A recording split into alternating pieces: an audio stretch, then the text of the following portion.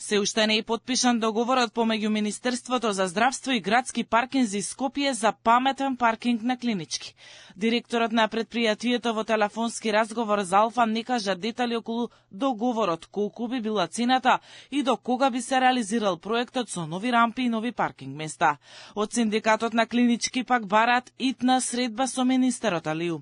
Па потоа ќе се изјаснат дали идејата за менување на ценовникот за паркирање и целосна негова дигитализација ќе бидат прифатливи за вработените во комплексот клиники.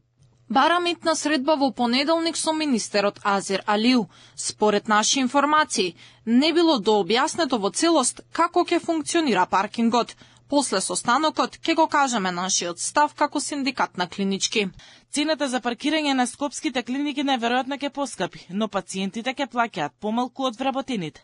Таков е засега планот на Министерството за здравство. Азир Алију најави каскаден систем со цени различни за сите кои влегуваат во кампусот Мајка Тереза.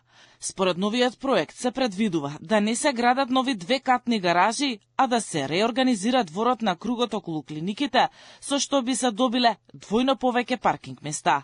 Ке има нови рампи, а ќе бидат отворени и дополнителни влезови. Еден од нив ќе биде директниот влез на кардиологија.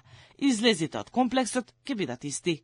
Досега, како краткорочна мерка на министерот Алију, која се презентираше пред 2 месеци, беше пренасочувањето на вработени од клиниките да паркираат на приватен паркинг за да бидат ослободени 300 до 500 места за пациенти. Долгорочната идеја за сега е оптимизација на просторот околу дворот на клиниките. Со години наназад на скопските клиники е вистински сообраќаен хаос и болни со часови бараат слободен паркинг на место да чекаат пред амбуланта.